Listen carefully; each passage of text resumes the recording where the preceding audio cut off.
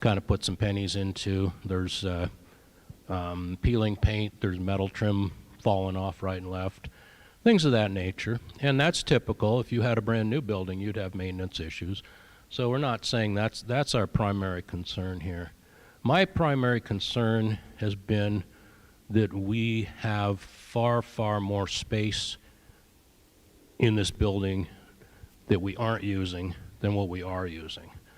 What I see as our function is primarily in this particular room, the office, and when Family Promise is here, we've got some rooms in use. We've gotten the Scouts once a week and AA maybe twice, I think, of that nature. So the building's pretty much going unused, and we're just kind of running out of reasons to keep the whole building. And I've been pondering this and kind of saying negatively to myself that we are in a situation where, probably in 2 or 3 years, we're going to be at a point where we're not even going to be able to justify this space. So it was a wonderful thing when, just kind of out of the blue, last December, PRC came across the road and made a suggestion that we all, of course, initially were as surprised about as you were, but they suggested that they might want to buy the building and then lease out to us the space that we would want to be keeping. Realistically, they need as much space as they can get, but they also are as supportive of our mission in the community as we are of them. I mean, if you couldn't find a more symbiotic relationship than our church and the counseling center. We're all in it for the same goal.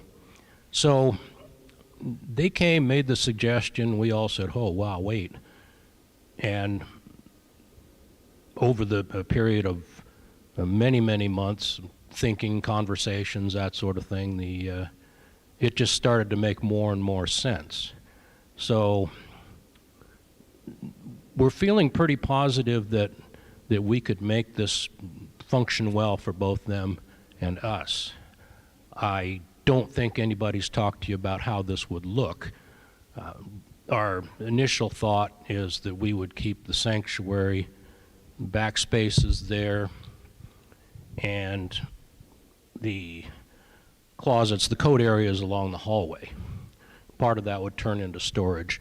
We would also probably need to have a storeroom downstairs for bells, and we'd probably need to move we've got a little room downstairs that nobody really knows about, it's called the records room. It's a little vault room where all of our hidden secrets and sins from the last 150 years are locked away, that we would need to shift into some space. PRC would, of course, allow us the use of restroom facilities, the kitchen, and also they felt at the last conversation that we would have essentially full access to the dining room, whatever you call that thing, on weekends. Because this is, again, it's very symbiotic. They don't function on weekends, we do. We don't do anything during the week. We just don't. We don't have the daycares in here anymore or anything of that nature. So it looks very functional to us as we've digested. Again, for those of you that have known about it for a week, you're still sorting these things out in your mind. Well, where would we do this? Where would we do that? We thought we would take the balcony and probably turn that into 2 classrooms up there. We'd have to have some additional glass just so we had light pouring through into here. But that would take care of the classroom situation. At this point, we have no use for one. We have no youth. We have no Sunday school. So it would also conceivably provide a room for AA or somebody like that to be meeting.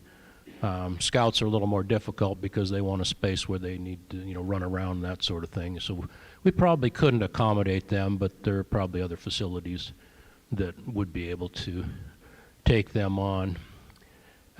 So that's kind of our thought, is just to consolidate, make the space that we need functional and essentially used more heavily. There's the Al's Chapel in the back. Nobody uses it. It just doesn't. It was great 25 years ago or whenever. When did you do that, Joanne? way the heck back when. And then it was great because we had an awful lot more people, and we used that facility quite frequently. But now it's something that could easily be turned into offices. We do have the little mini kitchen in the back for if we have Sunday coffee and things like that, we can use that. I don't know. I guess I could go on and on. My thought is it would be wonderful for us as a small congregation to get away from maintaining the facility. Let Palouse River take over the maintenance and the upgrades that need to be done, and just leave us as tenants. As I understand it, they had talked initially, they presented a figure of $1 a year to rent this facility from them, which is quite doable. Larry Arbor will talk next week on what we would do with the money that we got, and it's really kind of fun to think about, because when our maintenance costs and facility costs go down to, well, Leslie says 0, but she goes through a lot of pencils, so when our maintenance costs are way down, our upkeep costs are way down, we don't have to worry about roping people into watering the lawn or any of the other things we have to do. We can focus more on the mission. What is it that we would like to be doing? And we can do quite a bit. I don't know, are we supposed to discuss money at the next meeting? I should say that. What does that mean? You're giving me the finger? What? Okay. Okay, I should shut up about that then, let them talk. Okay, but it is kind of neat to think about not having this headache. You know, I don't know if you know the things that we have to do to keep the building going, but when this roof up here builds up with snow, we have to go up there by hand and shovel it off. You know, it's things like that, either that or the water runs down inside. So it would be neat to not have to even think about that anymore. I guess I don't really have a heck of a lot more to say, which surprises me. Does anybody have any questions, any thoughts, any snide remarks? This is your option.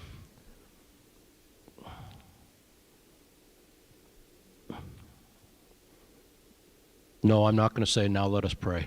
No. Okay, I'm going to turn this over to people we'll have another question time after finance speaks. No, you got to hold this damn thing.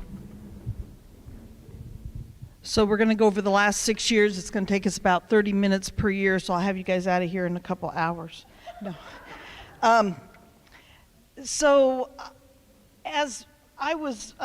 As it was mentioned last Sunday that I would be doing this, and I really had no idea, first thing I thought of was data. You know, you guys, we have always tried to be very transparent, but I don't know that we've ever been transparent like what you guys are getting ready to see. By the way, there's copies of this in the back for anybody that wants to take one with you. And if you have any questions on where I came up with my numbers, let me know. This is just an overview, and I didn't go to the penny, but I tried to get us as accurate as view as possible. Next slide, please. So, you know, we've been blessed as a church. When we've asked you guys for money, you guys come forward every single time. And our monetary mission efforts, except for the grants received during the pandemic, have been mostly for the Wesley Foundation And I don't show these on our missions graph because we give them money and then they give it back. It's kind of a symbiotic relationship, but it ends up being kind of a zero-sum game. The following graphs we're going to look at don't include special projects like the windows of opportunity that we've given. It does not include the West Wall project, dishwasher, live streaming, and the donations for memorials. I was just trying to say, here's what we bring in on a monthly basis, and here's what goes out. As John said, we've been putting a Band-Aid on this building for a while. There are going to be renovations that have to happen, roof, furnaces, parking lots. And that brings me to the next point. The parking lot needs to be resurfaced, and this will be a minimum of $100K to probably $125,000 to $150,000 if we're really being realistic. We really need to do something at the bottom of that ramp when it ices up. So there's going to be some construction stuff that has to happen. Okay, and then we are required to clear the snow from all the sidewalks that border our property, which is quite a bit of sidewalks. We also pay for clearing our parking lot, and as you can imagine, that gets higher every year. The outside lawn and flower maintenance during the spring, summer, and fall needs to be done. We've been always relying on volunteers, and possibly, depending upon the volunteers, we may even have to pay for that going forward in just a few years. So the first graph I have, and I'm going to have to read the notes off my phone, and I really apologize because I forgot to print them. So, as a result of our very generous congregation, we've been able to pay the deficit shown using only the interest off of the long-term investment fund. We've not had to touch the principal as of now. It's important to note that we have done the absolute minimum when it comes to building, grounds, parking, and maintenance. So as you can see, the expenses are in orange, our giving is in blue, and if you don't count what we take from the interest on that long-term investment fund, we are very rarely ever in the black. So we have been using that interest, which is what it's been for. Next slide, please. So then I went one step further, and the blue line is our congregational gifts. The gray line right below it is the salaries and conference expenses. You notice that's gone down. Most of that has to do with not paying Megan's salary and how that affected that number. The yellow is the cost to run the physical building, and the orange line is missions. Now notice in 2021 we had a huge uptake in missions, and that's because we got an $18,000 grant that we were able to give to Family Promise. So when I looked at that graph and I thought, okay, so you take that whole orange piece out, sorry, the yellow piece, you take the building maintenance costs out. What could we do to take that orange line or red line and go up? Look how much more that we could give to our community and not pay any more than what we're paying currently. So if we were able to agree on a sale of the building with continued use of this property, we would be able to apply a very significant amount to missions as well as the funds from the sale of the property. If we were not able to continue the use of the building to purchase land and building, it would cost us more in current maintenance even if we tackled some of the large projects that are going to be required. The funding from the sale of the building, I think, is only going to be used for, or cannot be used for operations. I think that, but it's going to be used only for mission work. So our operations with our EOGs is still going to remain the same. Yes, ma'am. I did find out a new detail about that. The Okay. interest that we would earn off of that can be used for church Anything. operation expenses. But the principal, But the principal can only be used for the things that we've determined missionally. okay? So last slide, please. So the number of EOGs are and have been declining for a few years, but so far, so many of you guys have stepped up in your giving that we haven't had a noticeable change in the amount.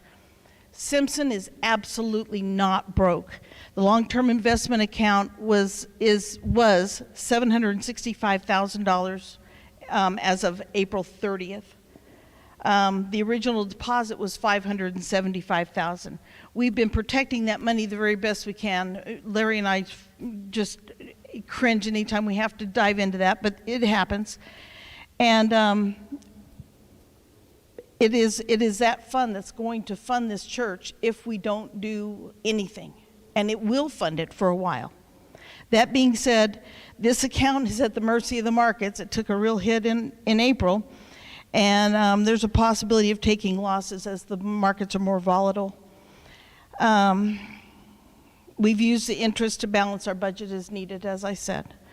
If we decide not to sell at this time, we can consider searching out a tenant, but like John said, the chances of finding one that has such a symbiotic relationship and belief in each other as PRC will probably be difficult, if not almost impossible to find. I think that's all I have. Are there any questions for me? Okay, I'm going to turn it over to Larry.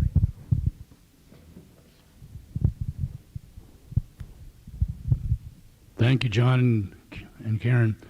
I don't have anything prepared other than it occurs to me a couple things this morning as I was sitting here and reflecting on the discussion I've been involved in just the last couple months. Sitting here during service this morning, looking up at the very peak of our older area, just to impress upon you how this whole idea comes, I must say, much more than a shock to me. With what I feel the affection for this, I'm going to say building, but this church family, having been a member since October of 1973.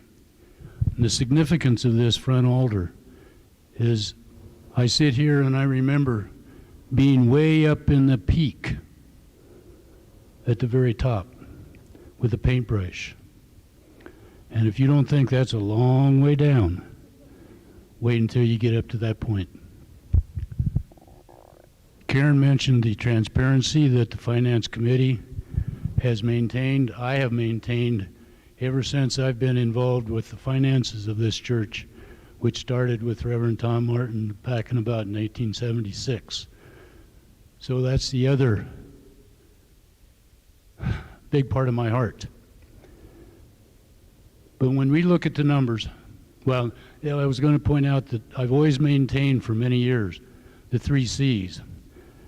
And my memory is such that all I can remember is 2: clarity, completeness, and I can't remember the C that I used for transparency.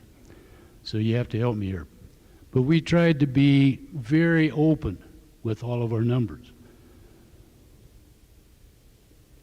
And that's what we're doing now. So any questions that you have for John, Joy is a part of the committee, Camille Loomis, Karen, or myself, or any of us on the board, please don't hesitate to ask here or at some point during the weeks. But when you look at the numbers that we have been dealing with as a finance committee for several years, we're working with about a $220,000, $230,000 budget. Over the last several years, at least 50% of that, if not more, is just for the operation of this building. And we talk about the building, but we have to talk about the outside too. The snow plowing, the shoveling of the sidewalks, which used to be done by volunteers many years ago. Forget it. We all know what the idea of volunteerism is at this point. We don't have the manpower, the people power, pardon me. So anyway, that's my only comments. I don't have any other numbers to share with you at this point, but we certainly can make them available. And so, Larry, what was that webinar that you attended? thank you. Yes. That was one of my purposes. Back in February, early February, I looked these up in my notes. I was able to attend, or online, an hour webinar, presented by a gentleman, a clergy person, Mark Elsdon, E-L-S-D-O-N, who has worked for years in Madison, Wisconsin. The name of the webinar, the name of his book, I have a book. Do you have a copy now? At least we have 2 copies of this book. That's right. Cindy Arbor has a copy as well. The name of the book is We Aren't Broke. I haven't discussed with Pastor Leslie or Penny or how we can make this available through our website of the church, or we can have a study group where we can, those people that are interested, have the time, can get together, we can have a small discussion with it. It's about an hour-long webinar. But the subject is the current status, and by current, he says this starts back about 10 years ago, where we see the decline in not only the Methodist Church, but all Protestant and all churches. The change in society, I think this is something that you know, you're going to kick me, but Larry steps out and asks for this all the time. I look at the age of people sitting here. Does that tell you something? The young people today are not being churched. They're not wanting to be churched like we grew up with. And this is a very good subject of this particular webinar that I would emphasize for all of you to take the time to try and watch. We'll post this information. What this gentleman did back in Madison, Wisconsin, and I don't need to remind you, that's another big university town, took a Protestant church, wasn't Methodist at that point, or wasn't Methodist, and the associated university student group building, much like we had with the Wesley building years ago, the Wesley group, and divested themselves of the real estate, the property, and turned that money into missions. And I think this is the subject that we need to keep coming back to, that we're thinking about with this particular activity, this particular project, is the missions that can be provided, the opportunities in the community. I could go on. You know that. Yes.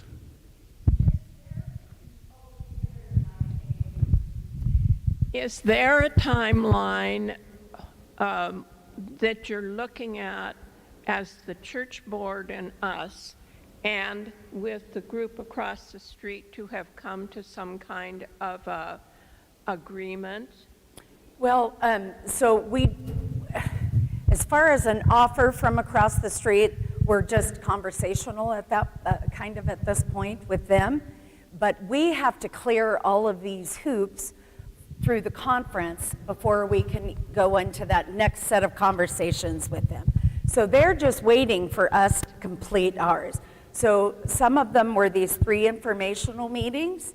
And then one of the big things is that our district superintendent will then come probably the 1st or 2nd week of June to worship with us, and he'll want to take a congregational vote to see if you're in support of this possibility or if you are completely against it.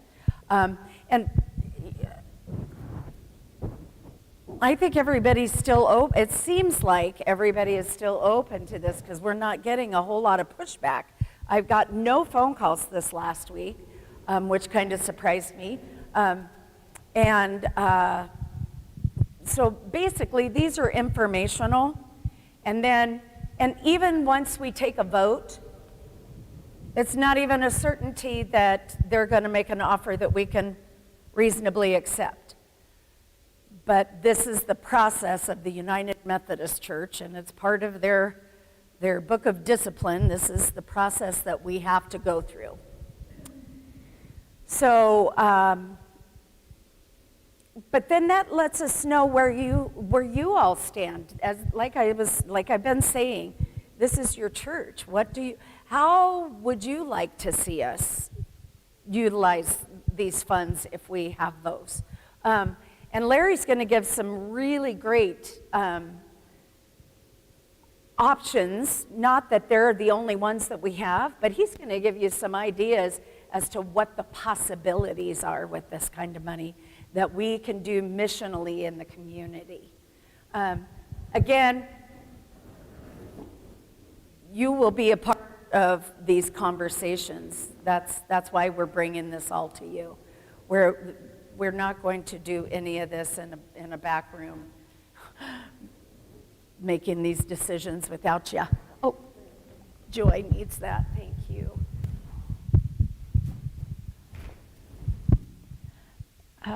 Having thought and not really worked directly with nonprofits over the years, most of them are struggling. They don't have funds. They're constantly working to get grants. And it puzzles me how Palouse Counseling has the funds to purchase this property. I mean, it's just not making sense to me. Maybe. I'm happy to tell you what they've I'm not shared with asking. us. I'm not asking you directly. I mean, I only that you were the last presiding person. But you know, just wondering what happens if there are these funds that suddenly show up. And we're talking about them purchasing the building, but what? I didn't hear anything about the land. The whole kit and caboodle. Yep. They need the parking lot as much as they need. They need that. Yeah, I've seen that. Yeah, Yeah. no problem there.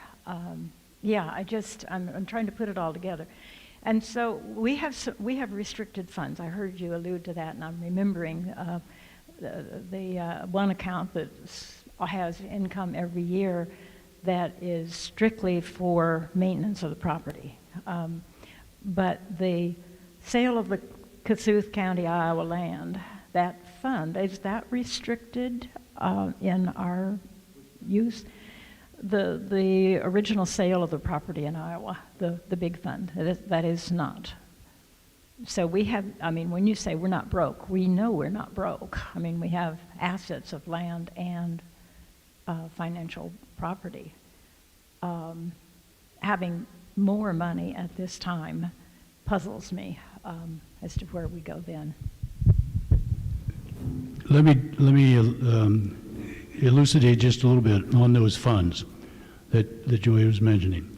The fund that we have in Spokane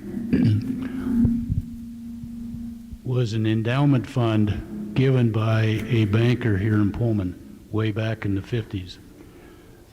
I call this the Inovia Fund. It's with the Inovia Foundation. It was first given to the Pullman Community Foundation, so forth. We only get about $1,700 a year from the interest of that. I think it's about $45,000 in that endowment. We would have to negotiate and go through the lawyer and go through endowment closure procedures in order to change the purpose of that particular endowment, but that would be possible.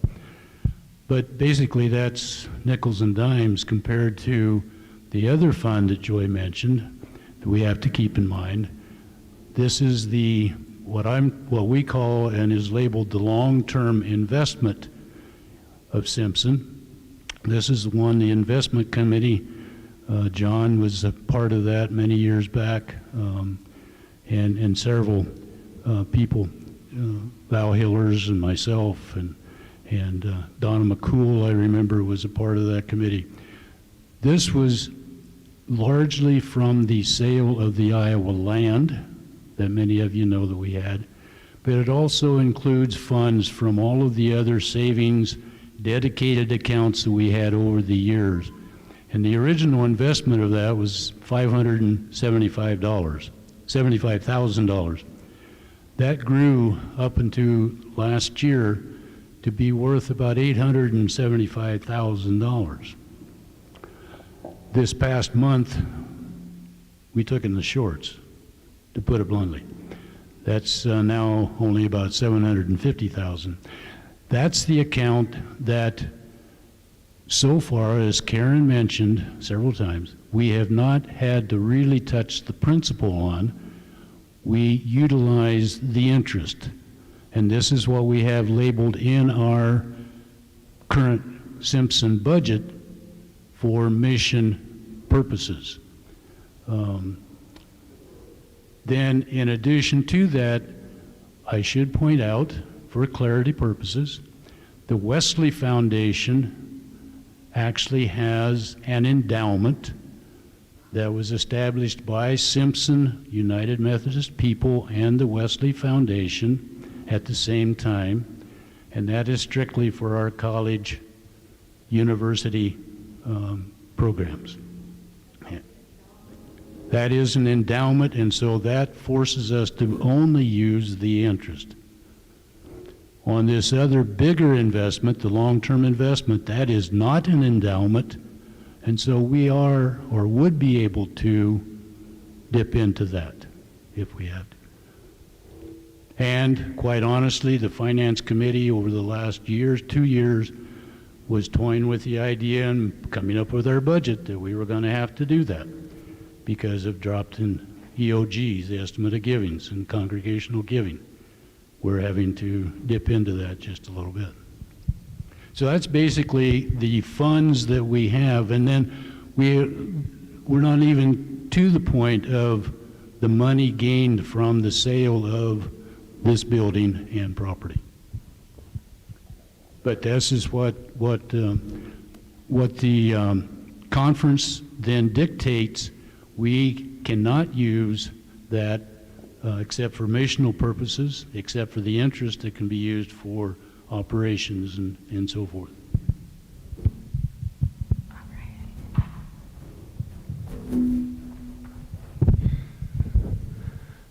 For those of you that know me, I tend not to have a major investment in this issue. But there's something that really bothers me here. And that is when we got to the point that we were having a discussion today, we've had one last week, we're going to have another one. Then the superintendent's going to come, and then there's going to be a vote on whether to sell or not. Is that what I understand? And let me just say that if I were making a big decision that has consequences for my finances and things moving forward, and that I'd really like to know the details of what kind of an agreement might be put together before anybody talks about any kind of vote. I was not raised a Methodist, but I don't for the life of me understand where the money really ends up going. That is what the church, wherever it is, gets and what we have control over. And I think back to anything else that I would ever get involved with of buying or selling. I want to know exactly what it is, and it's primarily financial is where my head would be. And until that's there, I just don't see how you can make a decision.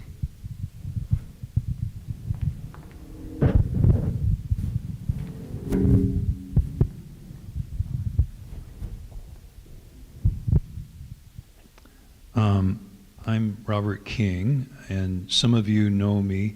I have roots back in the church into the 50s. I remember going to the old Greystone building, playing in the towers as a kid. Well, I'm beyond that now. And as many of you know, I'm not here too often. I have a home in Alaska. I've lived in Alaska for 40 years, but I still have quite an affection for Pullman, and I may retire here. Although I'm past retirement age, I keep kicking the can down the road. But this was quite a discussion we had last week. It was the first I knew of it.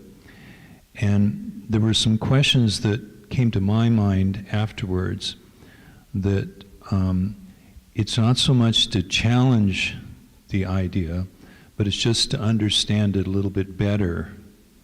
And one of the things that has occurred to me today is just with the Palouse River Council wishing to purchase the building and, as it were, leasing space back to the church for $1, I was kind of curious also with what has been said about the longevity of the Palouse River Council and what would be the effect of if they had to disband. How would that affect the space here that was for us for $1 a year for a 99-year lease or whatever we heard? So I was kind of curious how that would work out if the Palouse River Council were to be short-lived or something would happen to that, because the history of life is a history of change, and that's part of our situation in the church today. But it's also the situation of businesses and firms in the town. They change over the years, so what would that do? The second thing I would wonder about, and I think we had sort of an answer in the last meeting, but I wondered if it is possible to explore it a little bit further, and that is sort of the reverse of the situation of leasing space to the Palouse River Council, perhaps all of the space that they would like to use, and the remuneration, their cost, their rent would actually go to the maintenance. It would go to the parking lot. It would go to the shoveling the sidewalks and as needed, the yard work in the summertime. And so it would go to the maintenance. And so we've apparently been approached by the Palouse River Council with their idea of what they would like, but is that a possibility that we might at least explore the reverse side of the coin with them, so that the building would still, and the land would still be owned by the church, and that the long-term, we could give them a long-term lease perhaps that would suit their abilities. So again, I'm a little bit hesitant to bring this up, but it's just some thoughts that came to mind. So I'm going to see if I can clarify a little of that. Palouse River Counseling at this point says it's going to cost them way more to renovate space that they don't own, and them renovating would not even pay for our updating maintenance of these furnaces and the parking lots and the roof. And so they're really not too interested at this point in leasing. They really want to buy because they really need a lot of space, and they need it done in a certain way to protect the privacy of their patients. Another thing that the pastor just told me, and Don, I appreciate your comments. I wasn't raised Methodist either, okay? So in the Baptist church, every church is their own very own church, so they make all their decisions. Not so with the Methodist, and they will have a final say in whatever agreement that we come to regarding money. That has to be approved by them.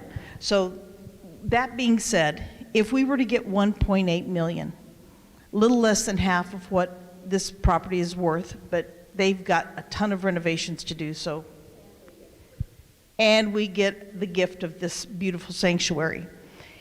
If we were to get 1.8 million, our interest would be $100,000 to $150,000 a year. So think about what we could do in this community with that money. I mean, think how we could help Family Promise. Maybe, I don't know what their day center looks like, but maybe make their day center where it could be their night center so they don't have to move every 2 weeks. There's just, I mean, really the sky's the limit when this community, when we have the money to make a difference. And I think that gives us the money. I'm not saying one way or the other, because I love this sanctuary, and it would really, it's a tough decision, I think, for everybody, and you guys have been here a lot longer than I have.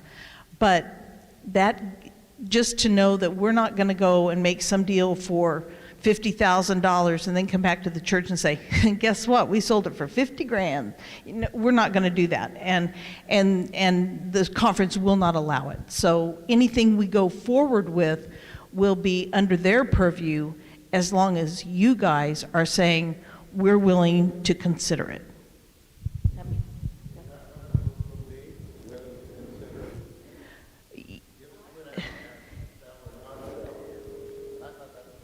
I think that It would be premature, because we don't even know that we will have an offer yet, because unless there's an offer that we can accept, there will be no sale. But if you guys say, look, we're willing to get out there and shovel sidewalks, and we're willing to help in the garden, and we're willing to do whatever it takes, you know, and I'm one of the youngest ones probably in this room, so I'm just telling you, I don't know how good a shape I could do, but you know, those are the things that we have to look at. If we've got the people in this church that can do the maintenance, it's just going to be required from day to day that we just don't have anymore.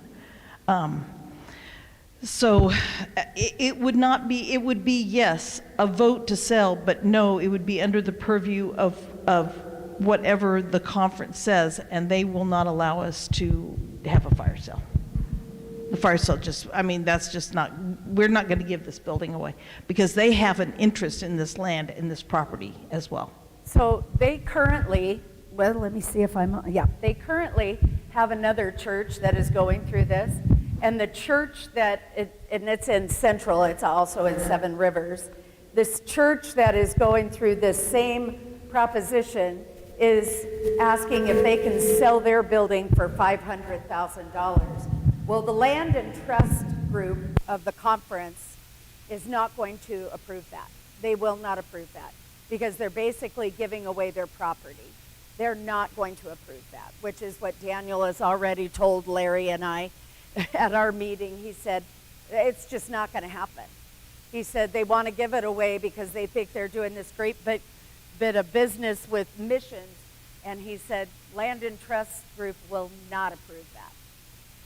So when I had the last, I know.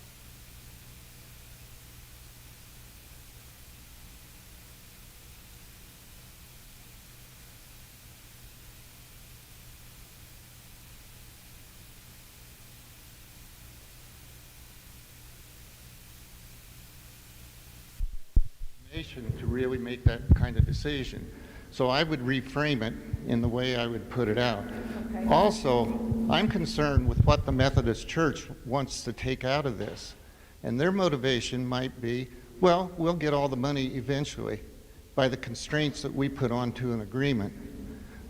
And so the folks that are in the Pullman Church will just basically be passing this money on. And if it were me that was heavily invested in this, I would really want to be seeing the details. And right. So that decision can be made here. But it doesn't help to say that the conference or the church is doing this in other places. What I'd really like to see is what kind of agreement that one is trying to put together with the detail in it. And I hope the board has taken that into consideration. Oh, most definitely. Well, I'd like to hear from the board. I don't blame you. I really don't blame you at all. In fact, I like the idea of reframing it. Reframing the question to more like, would you approve for us to continue these conversations? Pardon me? I'd really like to know what the board and hear their voices on it. And that's why the board is here. That's what the board, which board? Like the conference board or our board? Don, I'm sorry. So your church board is made up of, and help me if I'm wrong, Mr. Clancy, Mr. Williams,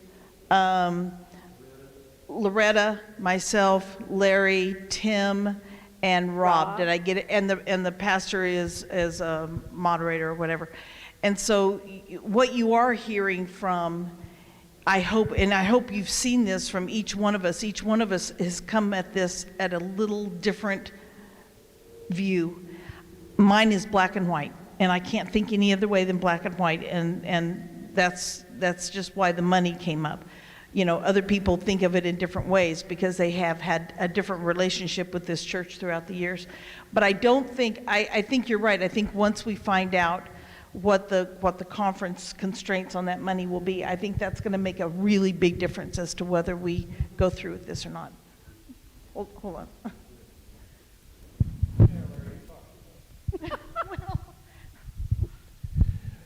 I think we're losing track of something here. Everybody's worried about the money. Forget the money. Forget it. It has nothing to do with this issue. Nothing. We're not out of money. We're out of people. And if we don't do something, either with this offer or something else, I'm still thinking a year or two, this building's going to be for sale. Now, everybody says, well, maybe we could rent a space in a grocery, back of Shopko or something like that. Does that sound really appealing? You won't have the organ. We're not going to move that in there. What are we going to do if we don't take this offer? Ask yourself that and forget the damn money. We got plenty of money right now. This church, unlike most churches, we're not broke. We're very well set. But we're running out of people. You talk about leasing spaces, who's going to manage it? Church is going to hire a manager, somebody to do this. All of a sudden, you got an $80,000 a year position for somebody to manage that, so our congregation of, what are we doing, 25 people a week, can meet here. Okay, all of a sudden, you've created this as, I don't even know if it would even go under nonprofit anymore if we start leasing out commercial space. You guys have to figure that one out.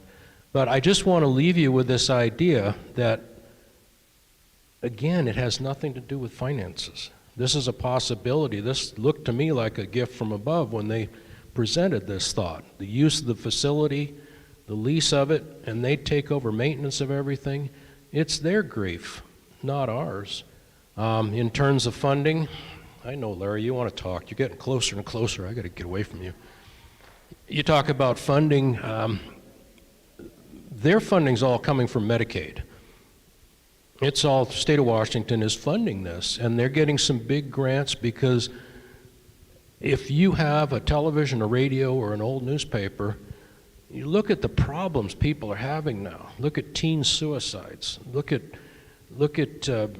spousal abuse, drug abuse. They talk about overdoses, opioid overdoses, and this is nothing new. It's just more people have discovered how fun it is to do drugs, and drugs are, doesn't matter what you do, they're readily accessible. So these people are busy.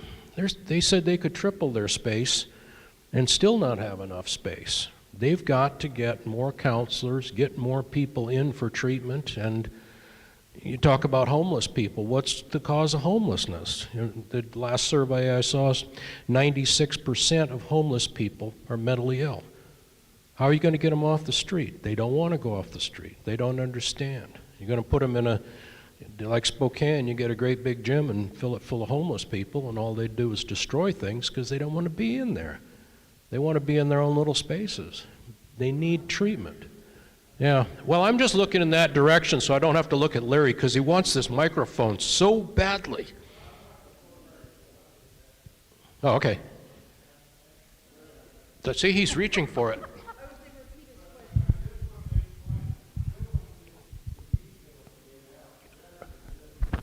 I'm with you. I'm with you right now. Right. We're talking concepts right now, just concepts. And because of this bizarre thing, this Methodist hierarchy, we're not allowed just to go negotiate with them. We got to say, oh, we want to make an offer. Oh, we got to call those people. Oh, they're going to come down here and review everything, and so all of a sudden we've got this godfather somewhere that wants to be involved in this operation. At this point, we know no more than you do. We just know that they're interested. They have made us an offer that to us looked very reasonable. But yeah, I'm not voting for something until I see what it is.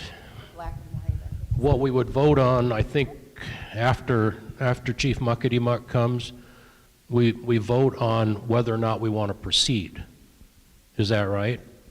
And once we decide to The proceed. big one is if the church is in support of proceeding, yes. What's that? Take the money and run? I love you too. Okay, Larry.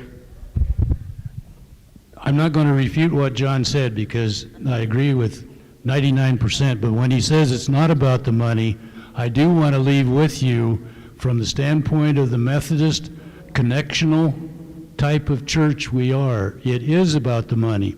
Because if we as a church do not control our destiny, John pointed out we're dropping in numbers. If we cease to function as a church, then we lose it all. And as Don pointed out and questioned, all of that does go back to the conference. Not only the value of the building and the land, but our investments as well. We lose all of that if we don't control our own destiny. Okay? As long as we decide what we want to do as a congregation and we maintain ourselves as a Simpson United Methodist Congregation Church, even if we're only 10 people, We're still a functioning. we're still a functioning church and we control our program and our activities and our funds. Okay? So when John says it's not about the money, it is from that standpoint. We have to realize that. You know, I emphasize history. And I want to just point out what John says. I look back in my records. In 1995, the number of what I call EOGs, giving units in this church, in 1995, that's about 30 years ago. You want to guess what that was? It was 125. If I go back to the 1980s, we had over 220 giving units in this church. What is it now? 23. It has been 23, 26, 29 for about the last 5 or 6 years. When John points out and makes a comment, and you look at us, we're basically here. And I hate to do this, but look at the age of us. Where's the young people that come along and keep this going? I'll shut up.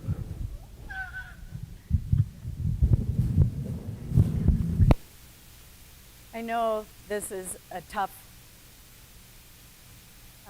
but we got to talk through it somehow, some way. Thank you all for staying after today. And I appreciate the questions, and especially some of the really poignant and very important questions, and I hope you'll continue to ask those. I really do, especially as we move forward, because none of us have ever done this before.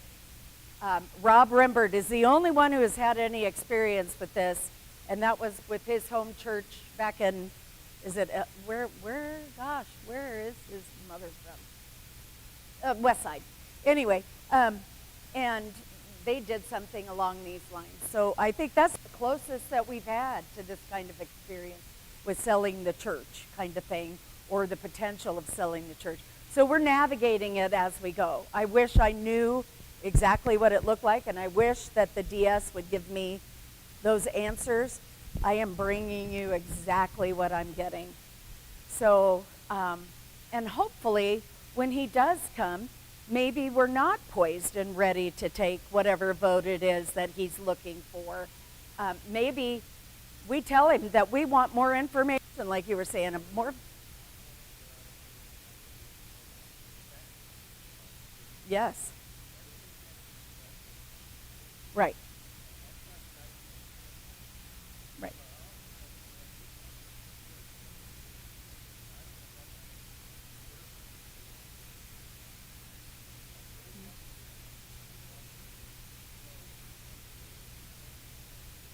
But you want to know what their bottom line is.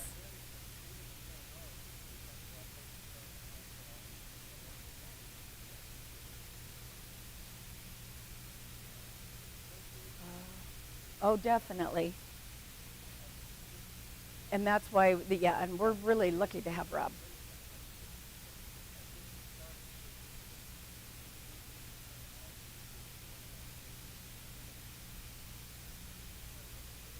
Oh, definitely. And thank you for pointing that out, Dawn. I really appreciate that. I really do, especially for that clarification. That we really should be looking for much better description of what the conference is looking for out of this.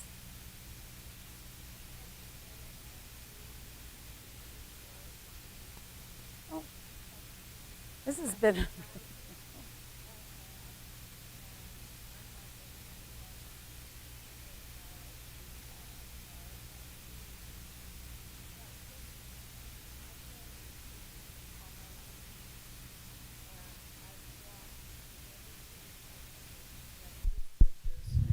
that we seem to shrink slowly, but we shrink. And when I come on a Sunday morning, and I didn't take a head count, but there aren't very many of us here. And so I thank you. It must be tough to listen to us work our way through it, but thanks. Thank you. Thank you all for coming. Karen?